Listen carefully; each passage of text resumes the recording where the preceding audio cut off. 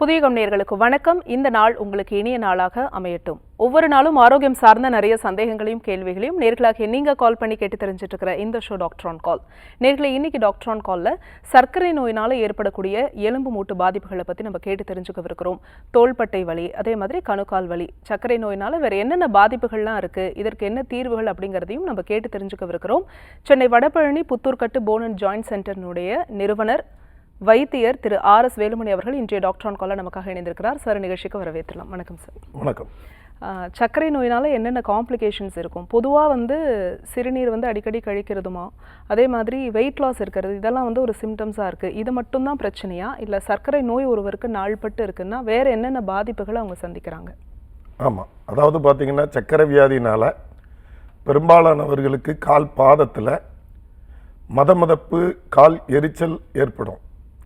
அந்த மாதிரி கால் மதமதப்பு எரிச்சல் ஏற்படும் போது அவங்கள அறியாமலே அந்த எலும்பு கூடில் ஒரு கூட அழுத்தம் அதிகமாக வைக்கிறதும், ஒரு கூட வலது பக்க எலும்பு கூட அழுத்தம் அதிகமாக வைக்கிறதும், இடது பக்க எலும்பு கூட அழுத்தம் கம்மியாக வைக்கிறதும், இப்படி ஒரு முறையற்ற நட மாறிடும் அவங்களுக்கு. அப்போ பார்த்தீங்கன்னா ஒரு எலும்பு கூடு ஒரு பக்கம் அழுத்தம் அதிகமாக கொடுக்கும்போது, ஒரு பக்கம் அழுத்தம் கம்மியாக கொடுக்கும்போது அந்த குழஞ்சு போகிறதுக்கு வாய்ப்பு இருக்குது. இப்போ பார்த்தீங்கன்னா நீங்கள் ஒரு 2 வீலர் இருக்குது அல்லது 4 வீலர் இருக்குது. அந்த 4 வீலரில் ரைட் சைடில் அழுத்தம் அதிகமாக இருந்தால், இடது பக்கத்தில் அழுத்தம் கம்மியாக இருந்தால் அந்த தேய்மானம் எப்படி ஏற்படுங்கிறத நம்ம கவனித்து பார்க்கலாம். அதே மாதிரி தான் நம்ம உடம்புக்கு சர்க்கரை வியாதினால் ஏற்படக்கூடிய கால் பாத வலி, கணுக்கால் வலி, இந்த மாதிரி வலிகள் இருந்தால் அவங்களுக்கு பார்த்திங்கன்னா அந்த வலது பக்க எலும்பு கூடு, இடது பக்க எலும்பு கூடுகளை நம்ம ஒரு பக்கம் அழுத்தம் அதிகமாக கொடுக்கறதும், ஒரு பக்கம் அழுத்தம் கம்மியாக கொடுக்கறதுனால அந்த எலும்பு கூடு ஒன்றுக்கு ஒன்று குழஞ்சு போய் ஏற்றம் இறக்கமாக இருக்கும்போது முதுகுத்தண்டு விட நரம்பு அழுத்தப்படுறதுக்கு வாய்ப்பு இருக்குது. இப்படி முதுகுத்தண்டு விட அழுத்தம் ஏற்படும் போது காலுக்கு வரக்கூடிய நரம்புகள்லாம் அழுத்தப்படும். ஒரு எலும்பு கூடு இறக்கமாகவும் ஒரு எலும்பு கூடு ஏற்றமாகவும் வளைந்து போகிறதுக்கு வாய்ப்பு இருக்குது. அதனால் காலுக்கு வரக்கூடிய நரம்புகள் அழுத்தப்படுறதுக்கு வாய்ப்பு இருக்குது. அதே மாதிரி பார்த்தீங்கன்னா கணுக்கால் வலி. இப்போ சர்க்கரை ஒரு சத்தான ஒரு சர்க்கரை ஒரு சத்து, நமக்கு உடம்புக்கு தேவையான ஒரு குளுக்கோஸ். இது ரத்தத்தில் அதிகமாகும் போது, அதாவது பார்த்தீங்கன்னா ஒரு 1 லிட்டர் தண்ணி வச்சுக்கிடுங்க, அதில் ஒரு 100 கிராம் சர்க்கரை கலந்து நல்லா அதை கலந்துட்டிங்கன்னா, அந்த தண்ணியில் நல்லா குளிக்கிட்டிங்கன்னா அந்த தண்ணியில் நல்லா கலந்துரும். ஒரு 100 கிராம் சர்க்கரை நல்லா கலந்துரும். அதே மாதிரி அந்த 1 லிட்டர் தண்ணியில் ஒரு 300 கிராம் சர்க்கரை நீங்கள் கலந்தீங்க அப்படின்னு சொன்னால் அந்த தண்ணியில் முழுமையாக கலக்காது, கீழே படிஞ்சிடும். அதே மாதிரி தான் நம்ம உடம்புல ரத்தத்தில் சர்க்கரை அளவு அதிகமாக ஆக ஆக கணுக்கால் கால் பாதத்தில் அந்த சர்க்கரையோட நீர், கெட்ட நீர்கள் காலில் தங்கி உள்புண்ணுங்களை ஏற்படுத்தி அந்த ஜவ்வு, சதை, அந்த கால் எலும்போட முனப்பகுதிகள் இங்கெல்லாம் உள்புண் ஏற்பட்டு அரிச்சு எலும்பையே உடைச்சி போகிறத நம்ம பார்க்கோம். கணுக்கால்லாம் இப்போ ஒரு மரம் இருக்குது, ஒரு மரம் கீழே விழுந்தாலும் அந்த மரக்கட்டை உடையும். அதே மாதிரி பார்த்தீங்கன்னா கரையா அரிச்சாலும் உடையும். சர்க்கரை வியாதினால அங்கே உள்புண் ஏற்பட்டு கிருமி தொற்றுகள் ஏற்பட்டு பூச்சிகள், கரப்பான் பூச்சிகள் மாதிரி உள்ளுக்குள்ள கெட்ட கிருமிகள் உருவாகி அந்த எலும்பை முனப்பகுதியை அரிச்சு போகிறத நம்ம பார்க்கோம். இப்படி அரிச்சு எலும்பு உடைஞ்சு போயிடுறது இந்த சர்க்கரை வியாதினால. அதே மாதிரி பார்த்தீங்கன்னா கால் பாதத்தில் இரத்தோட்டத்தை தடுத்து, நான் ஏற்கனவே சொன்ன மாதிரி ஒரு பாட்டில் ஒரு 1 லிட்டர் தண்ணியில் 300 கிராம் சர்க்கரையை வச்சா கீழே படிஞ்சுக்கிடும், முழுமையாக கலக்காம. அதே மாதிரி ஒரு பானையில் தண்ணி இருக்குது, அந்த தண்ணியில் உள்ள அழுக்கு, தண்ணியில் உள்ள கழிவு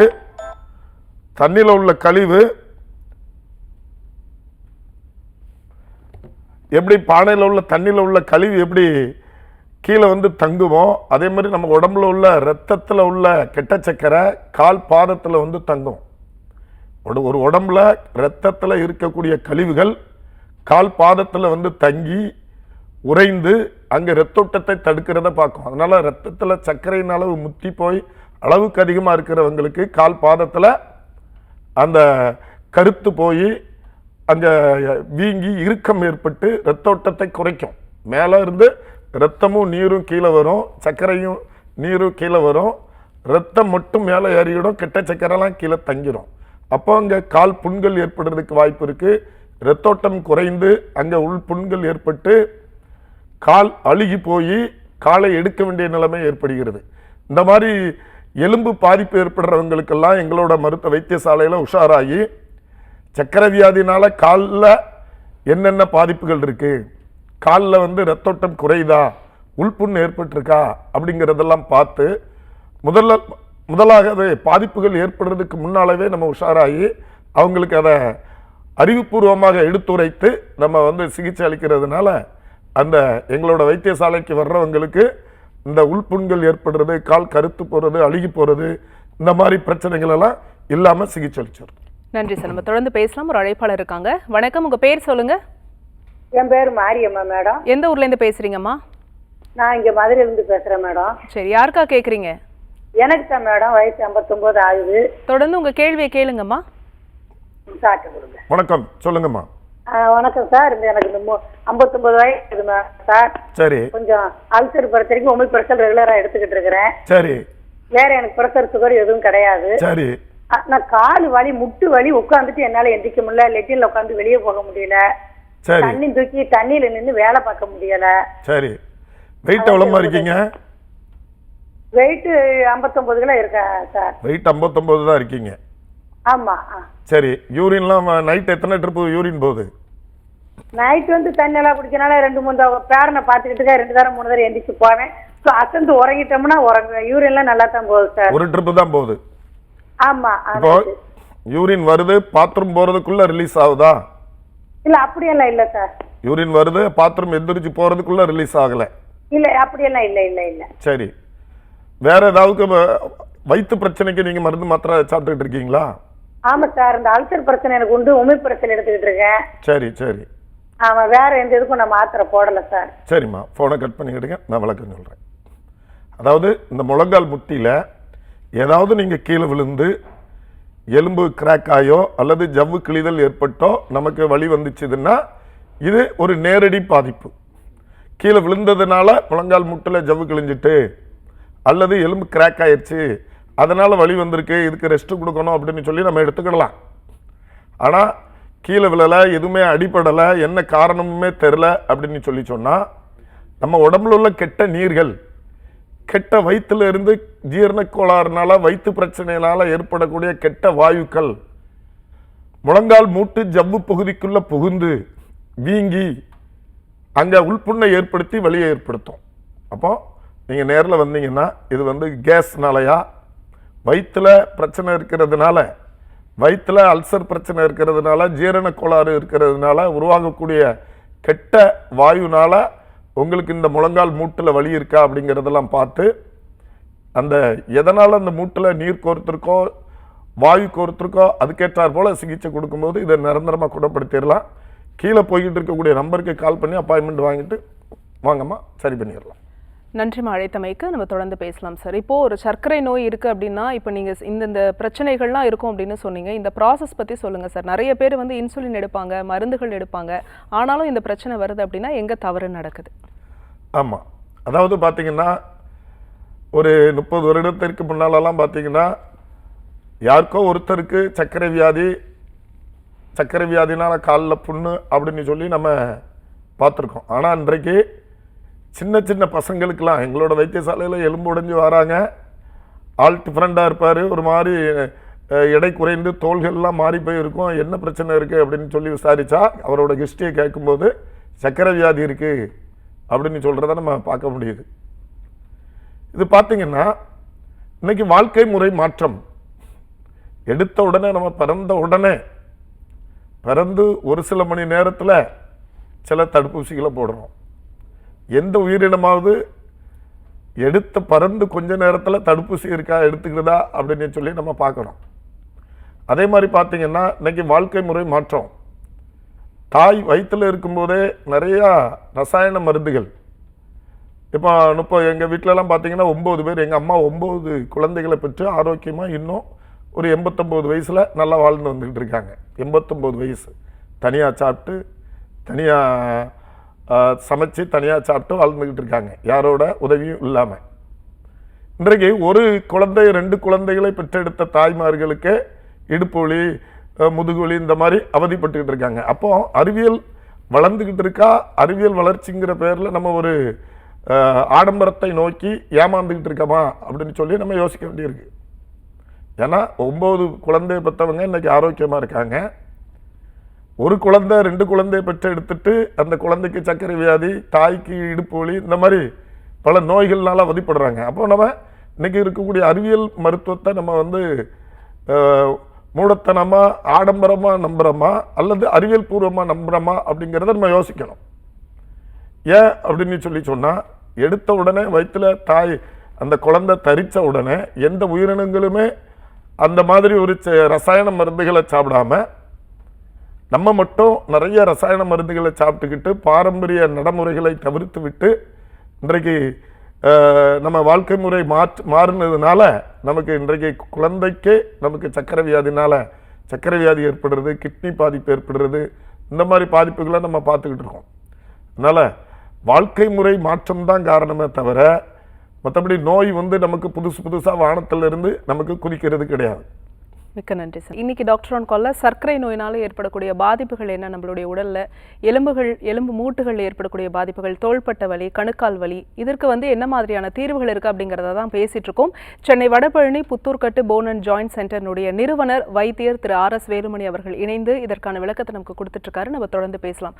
சர்க்கரை நோயினால வேற என்னென்ன பாதிப்புகள்லாம் இருக்கு சார்? ஆமா, அதாவது பாத்தீங்கன்னா சர்க்கரை வியாதினால அடுத்தது தோள்பட்டை வலினால நிறைய பேர் பாதிக்கப்பட்டுக்கிட்டு இருக்காங்க.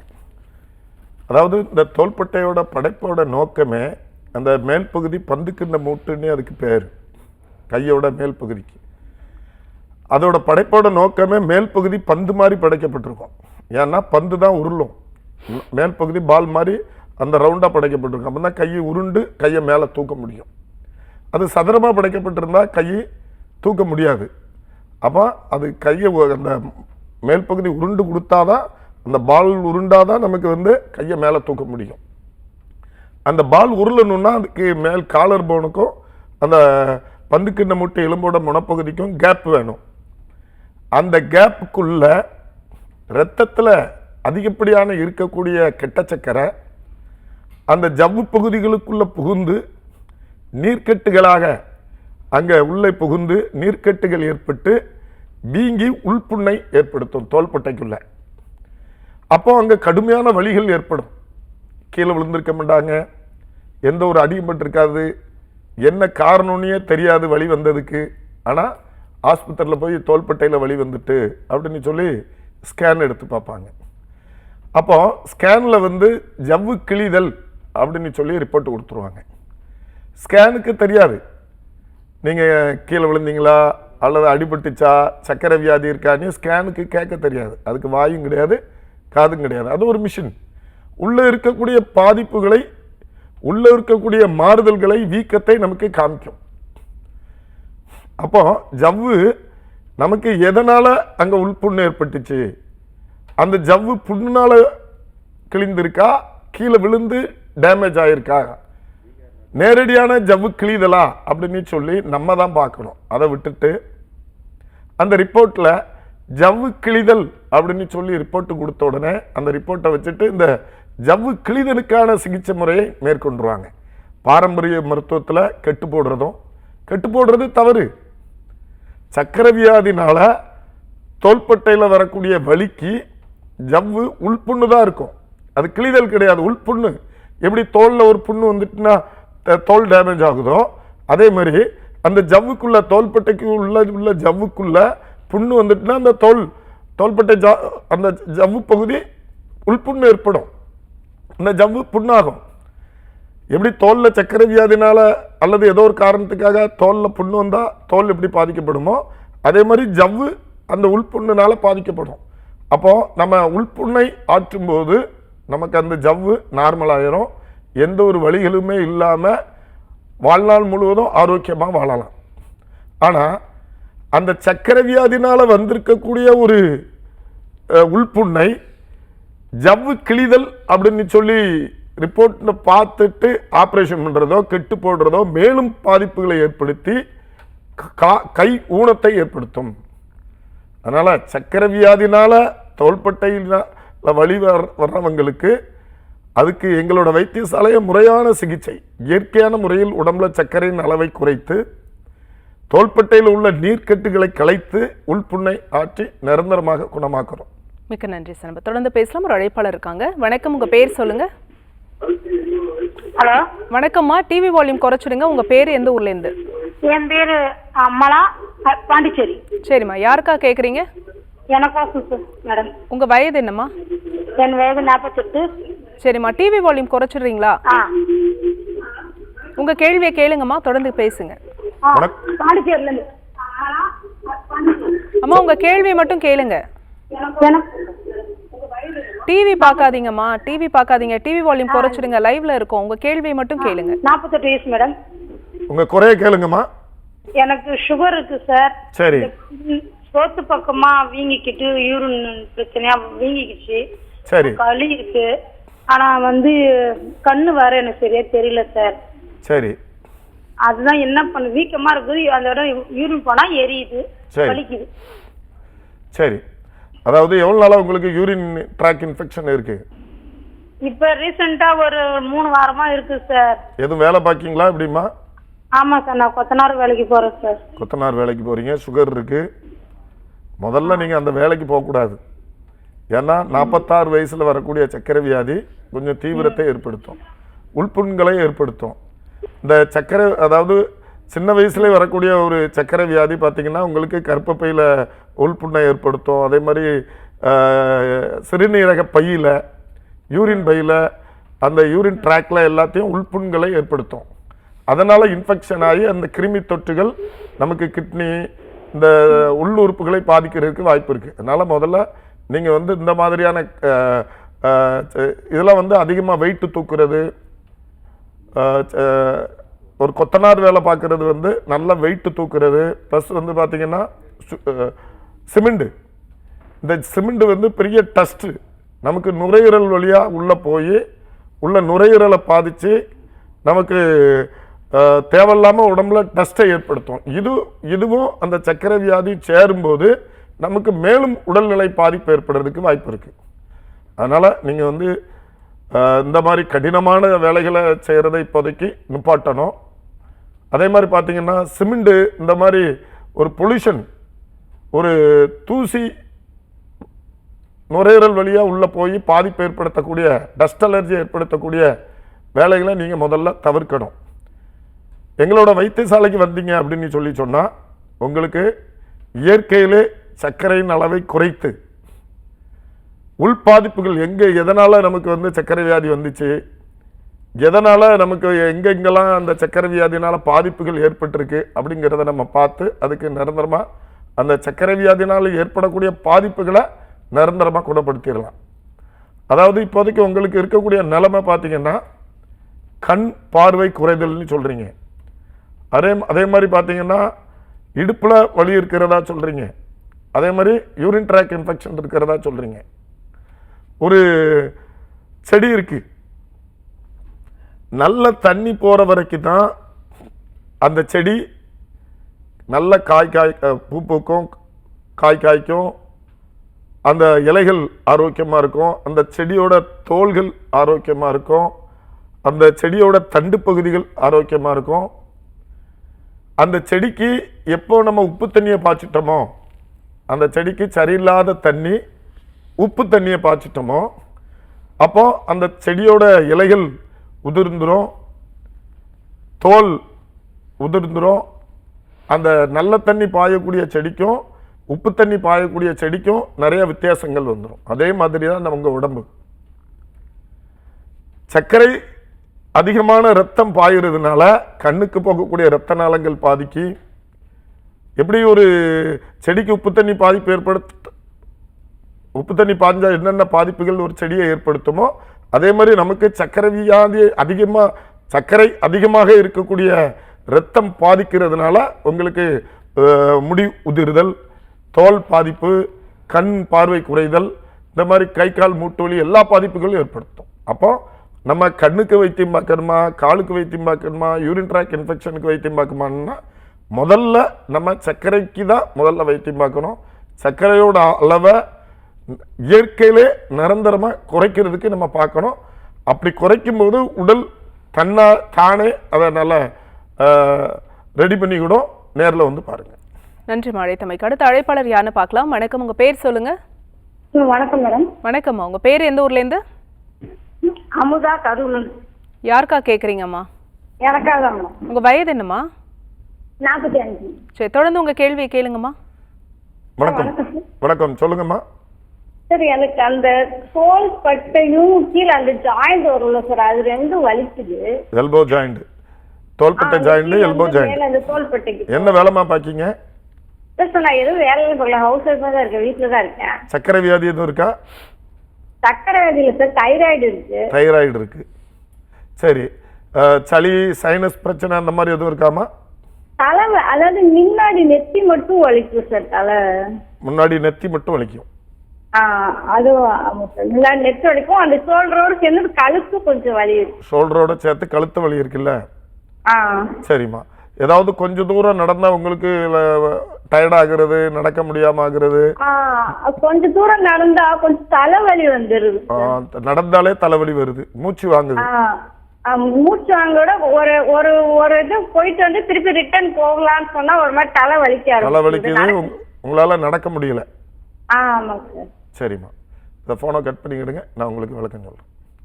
இது வந்து சுவாச மண்டலங்கள் குறைபாடுகள் இருக்கிறதுனால பார்த்தீங்கன்னா சைனஸ் பிரச்சனை, லங்ஸில் அந்த சுவாச மண்டலங்கள், நுரையீரல் கோளாறு, சுவாச மண்டலங்களில் டஸ்ட்னால ஏதாவது பாதிப்பு ஏற்பட்டு இருந்துச்சுன்னா அந்த ரூட்டில் மூக்கு, சைனஸ் குழி, நுரையீரல் போகிற பாதைகளில் ஏதாவது சளித்தொல்லைகள் அல்லது அங்கே டஸ்ட் அலர்ஜினால் ஏதாவது பாதிப்புகள் ஏற்பட்டிருந்தால் அப்போது நரம்புகள் பாதிக்கப்படும் போது இந்த மாதிரி தலைவலிக்கும். ஏதாவது கொஞ்சம் தூரம் நடந்து இருந்தாச்சுன்னா தலைவலி ஏற்படுத்தும், உடம்பு டயர்டாக இருக்கும். இது வந்து சுவாச மண்டல பாதிப்புகள்னால இப்படி இருக்கிறதுக்கு வாய்ப்பு இருக்குது. நீங்கள் நேரில் வந்தீங்கன்னா இதை வந்து நான் சொல்கிறது சரிதானா, நுரையீரல் கோளாறு, டஸ்ட் அலர்ஜி, சைனஸ் பிரச்சனை, மூக்கடைப்பு, இதனால் உங்களுக்கு தோள்பட்டை வலி, கை வலி, தலைவலி, கழுத்து வலி இதனால் இது ஏற்பட்டிருக்கா அல்லது நீர்க்கட்டுகள் இருக்கா அப்படிங்கிறதெல்லாம் பார்த்து அதுக்கு சிகிச்சை அளிக்கும்போது அதை நிரந்தரமாக குணப்படுத்திடலாம். நேரில் வந்து பாருங்கள். காலர் லைனில் இருக்காங்க, யாருன்னு பார்க்கலாம். வணக்கம், உங்கள் பேர் சொல்லுங்கள். இணைப்பில் இருக்கீங்க, உங்கள் பேர் எந்த ஊர்லேருந்து? டாக்டர் ஆன் காலில் இணைந்திருக்கீங்கம்மா, தொடர்ந்து பேசுங்க. டிவி பார்க்காதீங்க, ஃபோனில் பேசுங்க. உங்கள் பேர் சொல்லுங்கள். தொடர்ந்து பேசலாம் சார். இப்போ இந்த சர்க்கரை நோயினால் இவ்வளோ பாதிப்புகள் இருக்குது அப்படின்னு நீங்கள் உங்கள் ஹாஸ்பிட்டலில் என்ன மாதிரியான ட்ரீட்மெண்ட் கொடுக்குறீங்க சார்? ஆமாம், அதாவது பார்த்தீங்கன்னா பெரும்பாலான காலில் புண்கள் ஏற்பட்டு வர்றவங்களுக்கு, அதாவது பார்த்தீங்கன்னா காலை தொங்க போடும்போதெல்லாம் கீழே வந்து அந்த புண்கள் அதிகமாகிறதையும், காலை உயரமாக தூக்கி வைக்கும்போது அவங்களுக்கு வந்து புண்கள் ஆறுறதையும் நம்ம நேரடியாக பார்க்க முடியும். இதை வந்து புண்ணோட காலை தொங்க போட்டுக்கிட்டு அந்த ரெஸ்ட் எடுக்காமலே அவங்க ட்ரீட்மெண்ட் எடுத்துக்கிட்டே இருப்பாங்க. அப்போ பார்த்தீங்கன்னா அவங்களுக்கு வந்து அந்த புண்களும் ஆறாது, ட்ரீட்மெண்ட்டும் அடுத்த ட்ரீட்மெண்ட்டும் மேல் சிகிச்சைக்கு போய்கிட்டே இருப்பாங்க. ஆனால் எங்களோட வைத்தியசாலையில் உள்ளுக்குள்ளே உணவு முறைகளை முற்றிலும் மாற்றி உள்மருந்துகள் கொடுத்து அந்த உடம்பு அந்த கால் பகுதியில் ஏற்பட்டிருக்கக்கூடிய நீர்க்கட்டுகளை கலைத்து, மசாஜ் மூலங்கள் அந்த இடத்துல நீர்க்கட்டுகளை கலைத்து, அந்த நீர்க்கட்டு கருத்த கால்களை மசாஜ் செய்வதன் மூலம் உள்ளுக்குள்ளே அந்த நீர்க்கட்டுகள் கலைந்து அந்த நீர்க்கட்டுகளை வெளியேற்றுவதற்கு சிகிச்சை கொடுத்து, அந்த அந்த கருத்த கால் பகுதிகளெல்லாம் மசாஜ் கொடுக்கும்போது அங்கே புதிதாக இரத்த ஓட்டங்கள் உள்ளே வந்து அந்த கருத்து போன கால்கள் மீண்டும் தன் நிறத்துக்கு வர்றதை நம்ம கண்கூடாக பார்க்க முடிகிறது. இப்படி அந்த கருத்து போன கால்களுக்கு புதிதாக இரத்தோட்டங்கள் வரும்போது அது தண்ணீரமாக மாறுவது போல் அதில் இருக்கக்கூடிய புண்களும் இயற்கையாகவே புண்கள் முற்றிலும் புண்கள் ஆறி நார்மல் காலுக்கு நம்ம கொண்டு வர்றதை நம்ம பார்க்க முடியுது. அதே மாதிரி பார்த்திங்கன்னா எலும்பு அரிப்பு, ஒரு இடத்துல எலும்பு வந்து உள்புண்கள் ஏற்பட்டு சர்க்கரை வியாதினால் உள்கிருமிகள் ஏற்பட்டு பூச்சிகள் ஏற்பட்டு அந்த பூச்சிகள் எலும்பை அரித்து உடைச்சிரும். இதுக்கு வந்து நம்ம திருப்பி எலும்பை உருவாக்க முடியாது. அது அரிச்சது தான்.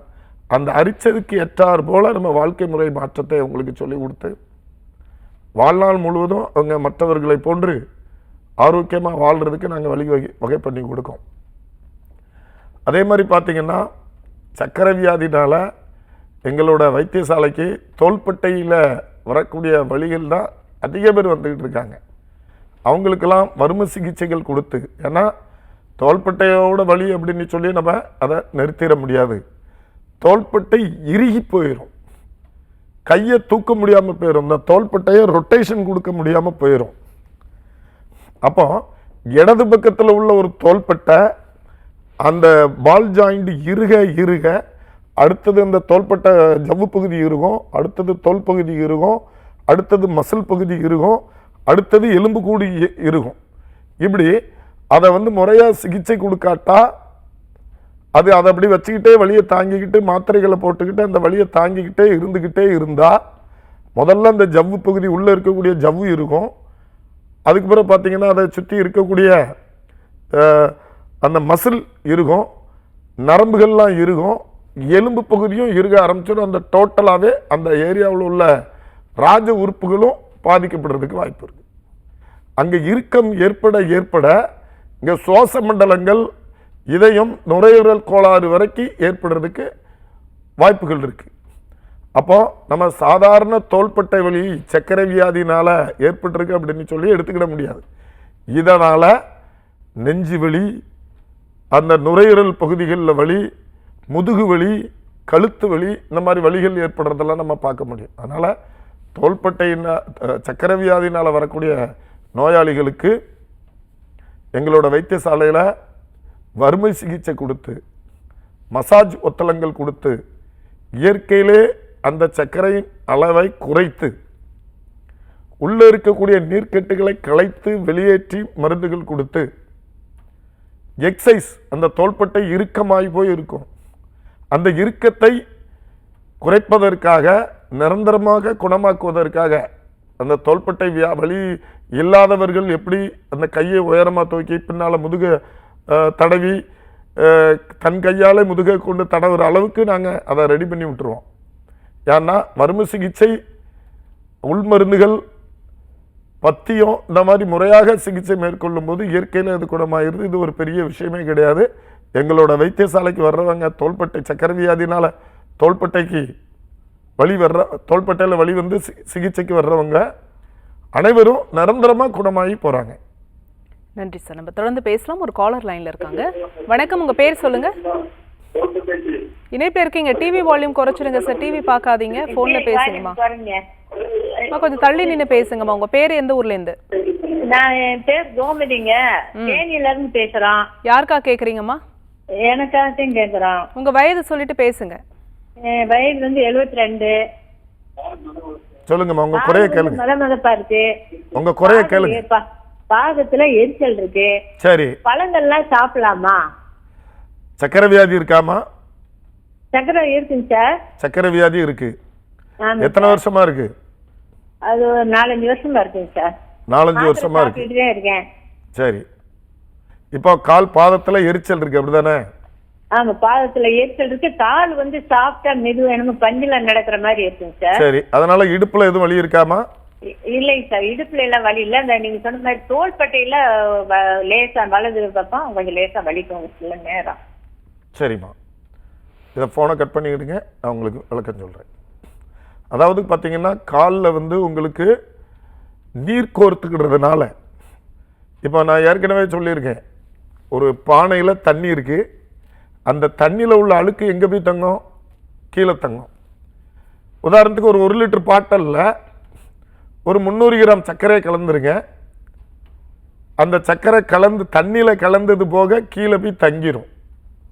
அதே மாதிரி நம்ம இரத்தத்தில் சர்க்கரை அளவு அதிகமாக கால் பகுதியில் அந்த அந்த சர்க்கரையோட படிவங்கள், அந்த நீர் படிவங்கள், சர்க்கரையின் நீர் படிவங்கள் அந்த காலில் போய் தங்க ஆரம்பிச்சிடும். அப்போது இரத்தோட்டங்கள் குறைஞ்சி கால் மதமதப்பு ஏற்படும். இதைத்தான் நீங்கள் கால் பாதத்தில் வலி இருக்குது, எரிச்சல் இருக்குன்னு சொல்லுவீங்க. அப்போ முறையாக நம்ம அந்த நீர்க்கட்டுகளை கலைத்து வெளியேற்றணும். அந்த ஒரு அந்த பானையில் தண்ணி இருக்குது, தண்ணியில் அழுக்கு இருக்குது. அந்த அழுக்கு இருக்க போய் தானே கீழே படியுது. ஒரு சுத்தமான தண்ணியில் கீழே அழுக்கு படியுமா? இப்போ ஒரு வாட்டர் பாட்டிலில் தண்ணி வச்சுருக்கோம், அதில் அழுக்கு இருக்குது, கீழே போய் படியும். சுத்தமான தண்ணியில் போய் அழுக்கு படியுமா? படியாது. அதே மாதிரி தான் நம்ம இரத்தத்தை சுத்தப்படுத்தும் போது, இரத்தத்தில் சர்க்கரையின் அளவை குறைக்கும் போது, நிரந்தரமாக நம்ம மாத்திரையை போட்டோம், 300 இருக்குது அதுக்கேற்றார் போல் நம்ம மாத்திரையை போட்டோம், 400 இருக்குது அதுக்கேற்றார் போல் மாத்திரையை போட்டோம் அப்படின்னு ஒரு சிகிச்சை இல்லாமல் சர்க்கரையின் அளவை நிரந்தரமாக குறைக்கிற மாதிரி பத்திய முறைகள், உணவு முறைகள், கழிவுகளை சுட்டு வெளியேற்றுவது, இந்த மாதிரி சிகிச்சை மேற்கொள்ளும் போது சர்க்கரையின் அளவு நிரந்தரமாக குறைந்து அங்கே ஏற்படக்கூடிய காலில் ஏற்படக்கூடிய நீர் படிவங்களை களைத்து எடுத்து, ஏன்னா அந்த கால் பாதத்தில் போய் சர்க்கரையினால் கீழ் நீர் படிவங்கள் ஏற்பட்டுரும். நீர் அங்கே போய் படிஞ்சிரும், கட்டிடும். எப்படி ஒரு தண்ணியில் பாசி இருந்துச்சுன்னா போகிற பைப்லலாம் அடைச்சிக்கிட்டே இருக்கும். சுத்தமான தண்ணி அந்த பைப்புக்கு பாஞ்சுது அப்படின்னா, பைப் வழியாக பாஞ்சுது அப்படின்னா எங்கேயுமே அடைப்பு இருக்காது. ஆனால் அந்த தண்ணியில் டேங்கில் பாசி தூசி இதெல்லாம் இருந்துச்சு அப்படின்னு சொன்னால் அந்த போகிற பாதைகளில் அடைப்புகள் இருக்கும். அதே மாதிரி தான் நமக்கு தோள்பட்டையில் வலி, முழங்கால் மூட்டில் வலி, கணுக்காலில் வலி, இந்த மாதிரி சர்க்கரையில் ரத்தத்தில் சர்க்கரையோட அளவு அதிகமாக இருக்கிறதுனால அங்கங்கே நீர்க்கட்டுகள் ஏற்பட்டு, கால் பாதத்தில் நீர்க்கட்டுகள் ஏற்பட்டு வலி வர்றதை நம்ம பார்க்கோம். அப்போ ரத்தத்தை சுத்தப்படுத்தும் போதும் உடலில் ஏற்பட்டிருக்கக்கூடிய நீர்க்கட்டுகளை கலைத்து வெளியேற்றக்கூடிய மருந்துகள் கொடுக்கும்போது இது நிரந்தரமாக குணமாயிரும். அங்கே புதிதாக இரத்தோட்டங்கள் பாயும்போது அது திருப்பி வலியே இல்லாமல், எல்லாரை போல வலியே இல்லாமல் சந்தோஷமாக வாழலாம். இந்த சர்க்கரை நோய் அப்படின்னு எடுத்துக்கும் போது வயது வரம்பு அப்படிங்கிறது இருக்கா சார்? இப்போ ஒரு நேருக்கு சொல்லியிருந்தீங்க 46 வயசில் வரக்கூடிய சர்க்கரை நோய் கொஞ்சம் அதீத பாதிப்பு, இந்த மாதிரி இந்த டைப் 1 டைப் 2 இதெல்லாம் சொல்கிறாங்க. ஸோ அதை பற்றியும் சொல்லுங்கள். ஆமாம், அதை பற்றி பார்த்தீங்கன்னா சர்க்கரை வியாதினால் இன்னும் நிறைய பாதிப்புகள்லாம் இருந்துகிட்டு இருக்கு. அதில் மசில் லாஸ், ஒரு எலும்போட சம்பந்தப்பட்ட ஒரு எலும்புக்கு பலமே பார்த்தீங்கன்னா, இப்போ தொடை இருக்குது, தொடைக்கு தொடையை சுற்றி நல்லா மசில் ஸ்ட்ராங்காக இருக்கணும். அவங்களுக்கு தான் தொடை எலும்பு ஸ்ட்ராங்காக இருக்கும். அதே மாதிரி கீழ்கால் எலும்பு இருக்குது, முட்டிக்கு கீழே, அவங்களுக்கு பார்த்தீங்கன்னா காஃப் மசில்லாம் ஸ்ட்ராங்காக இருக்கணும். மசில் எந்த அளவுக்கு ஸ்ட்ராங்காக இருக்கோ அவங்களுக்கு அந்த எலும்பு ஆரோக்கியமாக இருக்கும். அதே மாதிரி பாருங்கள், தோள்பட்டையில் மசில் எந்த அளவுக்கு ஸ்ட்ராங்காக இருக்கோ தோள்பட்டை ஆரோக்கியமாக இருக்கும். அதே மாதிரி முதுகு தண்டுவடத்தை சுற்றி 2 பக்கமும் மசில் ஸ்ட்ராங்காக இருக்கணும். அப்போ அந்த முதுகு தண்டுவடம் ஆரோக்கியமாக இருக்கும். இந்த சர்க்கரை வியாதினால மசில் லாஸ் ஏற்படும். இதைத்தான் நம்ம எடை குறைதல் அப்படின்னு சொல்கிறோம். எடை குறையும் போது முதல்ல கொழுப்பு, எக்ஸ்ட்ரா இருக்கக்கூடிய சத்துக்கள் குறையும், கொழுப்பு படிவங்கள்லாம் குறையும். அதே அடுத்தபடியாக பார்த்தீங்கன்னா அந்த மசில் லாஸ் ஆகும். மசில் லாஸ் ஆகும்போது ஆட்டோமேட்டிக்காக காஃப் மசில் லாஸ் ஆகிட்டுன்னா முழங்கால் வலிக்க ஆரம்பிச்சிடும். தொடை எலும்புக்கு மேலே இருக்கக்கூடிய மசில், அந்த மசில் லாஸ் ஆயிடுச்சுன்னா முழங்கால் மூட்டு வலிக்க ஆரம்பிச்சிடும், இடுப்பு பந்துகிண்ண மூட்டு வலிக்க ஆரம்பிச்சிடும். முதுகு தண்டு இடத்துல மசில் லாஸ் ஆகிட்டுன்னா முதுகு தண்டு இடத்துல எலும்பில் வலி ஏற்பட ஆரம்பிச்சிடும். அதே மாதிரி தோள்பட்டையில் சர்க்கரை வியாதினால மசில் லாஸ் ஆகிட்டுன்னா அந்த தோள்பட்டையில் வலி ஏற்பட ஆரம்பிக்கும். இப்படி மசில் லாஸ் ஆகிறதுனால நமக்கு எலும்போட முனப்பகுதியில் எலும்புகள்லாம் வலிக்க ஆரம்பிச்சிடும், உடல் ஆரோக்கிய குறைபாடுகள்லாம் ஏற்படும். அப்போ இந்த மசில் லாஸை எப்படி தவிர்க்கிறது, இதுக்கு என்னென்ன சிகிச்சை முறைகள் கொடுக்கிறது அப்படிங்கிறதெல்லாம் பேஷண்ட்டுக்கு ஏற்ற மாதிரி அவங்களுக்கு என்னென்ன உறுப்புகள்லாம் எந்த அளவுக்கு ஆரோக்கியமாக இருக்கோ அதற்கேற்றார் போல் பயிற்சி முறைகள் கொடுத்து அந்த மசிலை டெவலப் பண்ணும்போது நமக்கு அந்த ஜாயின்ட்ஸ் பெயினை நிரந்தரமாக குணப்படுத்தலாம். அதே மாதிரி பார்த்தீங்கன்னா நரம்பு தளர்ச்சி, நான் ஏற்கனவே சொல்லியிருக்கேன், ஒரு செடி நல்ல தண்ணி பாஞ்சுது அப்படின்னு சொன்னால் அதோட நரம்புகள் தண்டுகள் அதோட இலைப்பகுதிகள், தோல் பகுதிகள் எல்லாமே ஆரோக்கியமாக இருக்கும். இரத்தத்தில் சர்க்கரையோட அளவு அதிகமாகி அந்த நீர் கலந்த இரத்தங்கள் அந்த உறுப்புகளுக்கு, நரம்புகளுக்கு பாயும் போது நமக்கு நரம்பு தளர்வு ஏற்படும். நரம்பு தான் மிக முக்கியம். நமக்கு எவ்வளோதான் கால் ஆரோக்கியமாக இருந்தாலும், எலும்புகள் எவ்வளோதான் ஸ்ட்ராங்காக இருந்தாலும், உடல் கட்டமைப்பு எவ்வளோதான் ஆரோக்கியமாக இருந்தாலும், இந்த நரம்பு தான் எலும்புகளை இயக்கிறது. இந்த மசில்களை நரம்புகள் தான் இயக்கிறது. எலும்பு மசிலெல்லாம் பார்த்தீங்கன்னா தசைகளெல்லாம் யார் இயக்கிறா அப்படின்னு சொல்லி சொன்னால் நரம்புகள் தான். இந்த நரம்புகளே சர்க்கரை வியாதினால் தளர்வு ஏற்படும் போது, அதோட வேலைகளை குறைக்கும் போது நமக்கு உடல் எலும்பு மண்டலங்கள் பாதிப்பு ஏற்படுறதுக்கு வாய்ப்பு இருக்குது. இப்போ நரம்பு தளர்வுன்னா என்ன? ஸ்பீடாக நடக்க முடியாது, மெதுவாக நடப்பார். திடீர்னு ஒரு காலை எடுத்து வைக்கும் போது தவறி கீழே விழுந்துருவார். அப்போ எலும்புகள் முறிவு ஏற்படுறதுக்கு வாய்ப்பு இருக்குது. காரணம் என்ன? நரம்பு தளர்வு. ஏன் நரம்பு தளர்வு ஏற்படுது? சர்க்கரை வியாதினால நரம்பு தளர்வு ஏற்பட்டு அந்த நடை பாவனங்களில் மாற்றங்கள் ஏற்பட்டு அந்த நடைமுறைகளில் மாற்றம் ஏற்படும் போது அவங்க கீழே விழுந்து இந்த ஸ்பீடு இல்லாமல் அவங்க தளர்வு ஏற்பட்டு கீழே விழுறதுக்கு வாய்ப்பு இருக்குது. அதே மாதிரி பார்த்தீங்கன்னா காலையில் பெரிய வயதானவர்கள்லாம், சர்க்கரை வியாதி உள்ளவங்கெல்லாம் பார்த்தீங்கன்னா திடீர்னு அவங்களுக்கு யூரின் அர்ஜெண்டாக இருக்கும், ஏற்படும், வெளியேற்றம் போல் ஒரு ஃபீலிங் வரும். எந்திரிச்சு சடனாக வேகமாக நடக்கிறதுக்கு ட்ரை பண்ணுவாங்க.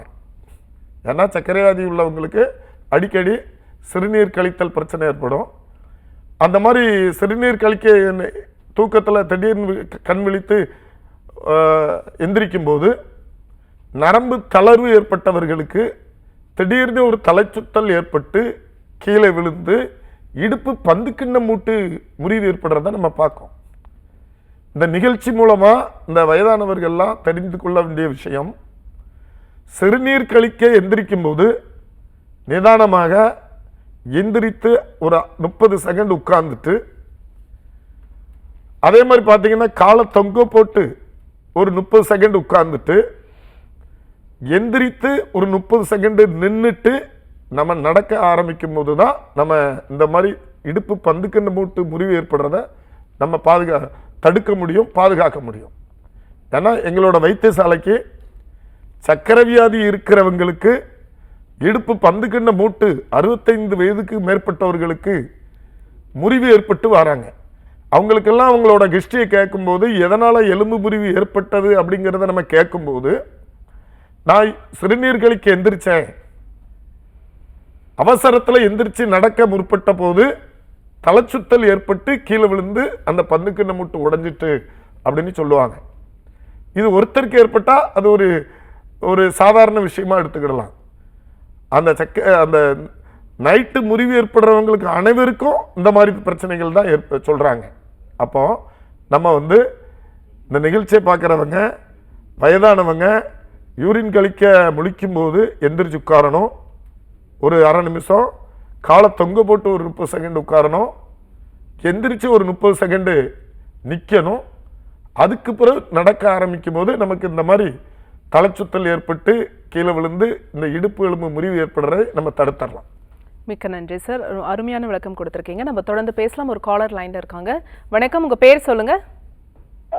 மேடம், என் பேர் கோவர்தன் மேடம். எந்த ஊர்ல இருந்து சார்? இது சென்னை துறைப்பாக்கம். சரி, யாருக்கா கேக்குறீங்க? எங்க மேடம் ஒரு கால் மடிச்சு கீழே விழுந்துட்டேன். சரிங்க, உங்க வயது? என் வயது 47. தொடர்ந்து பேசுங்க சார் கிட்ட. வணக்கம், சொல்லுங்க ஐயா.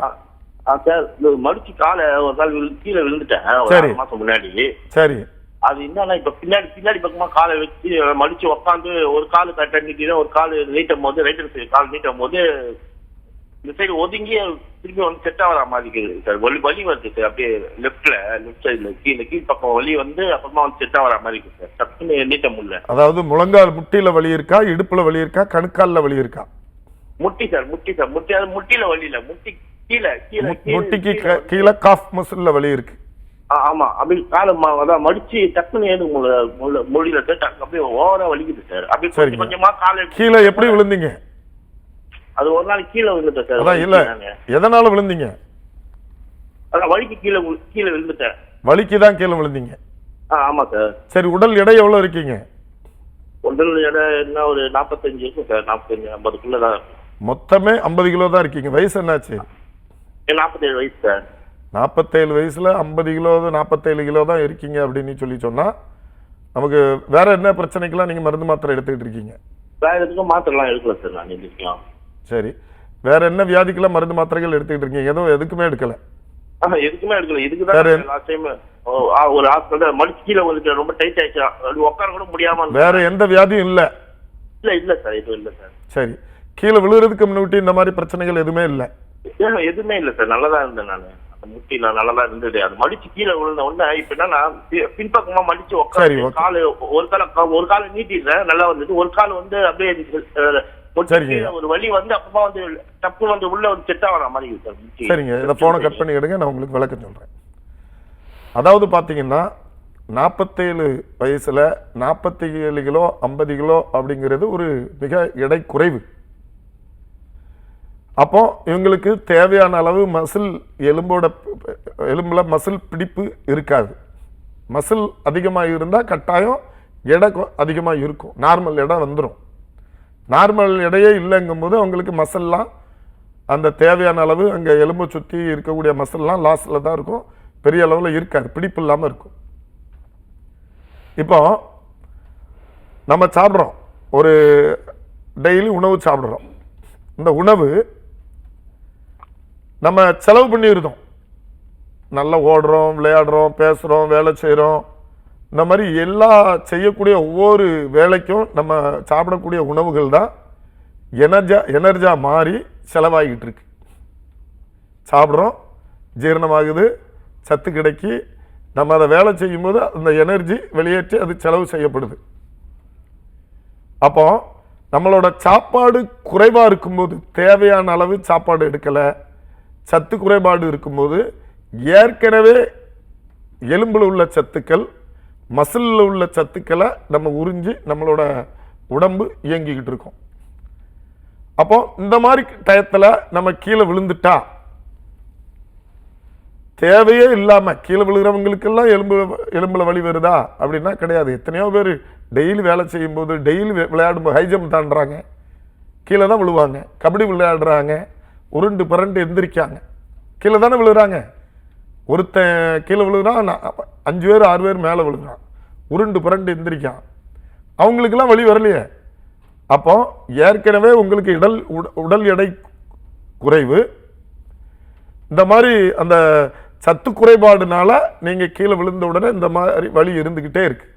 அப்போ நீங்கள் நேரில் வந்தீங்கன்னா இந்த வலியை எப்படி ரெஸ்ட் எடுத்து அதை குறைத்துட்டு உங்கள் உடம்பை ஆரோக்கியப்படுத்தும் போது இந்த வழியை நிரந்தரமாக குணப்படுத்திடலாம். நேரில் வந்து பாருங்க. மிக்க நன்றி. இன்றைய டாக்டர் ஆன் காலில் வந்து சர்க்கரை நோயினால என்னென்ன பாதிப்புகள் இருக்குது. நிறைய பேருக்கு ஃப்ரோசன் ஷோல்டர் இருக்கும், கணுக்கால் வலி இருக்கும், ஆனால் அது சர்க்கரை நோயினால தான் அப்படிங்கிறதே தெரியாது சார். இன்றைக்கி வந்து டாக்டர் ஆன் காலில் அதற்கான அருமையான விளக்கம் கொடுத்தீங்க. நேர்கள் கேட்டு அவங்களுடைய கேள்விகளுக்கும் பொறுமையாக பதில் சொன்னீங்க. மிக்க நன்றி. நேர்களே, இன்றைக்கி டாக்டர் ஆன் கால் உங்களுக்கு ரொம்ப யூஸ்ஃபுல்லாக இருந்திருக்கும் நம்புகிறோம். இதே மாதிரி இன்னொரு ஹெல்தியான எபிசோடில் நாங்கள் வந்து உங்களை சந்திக்கிறோம். அது வரைக்கும் நன்றி, வணக்கம்.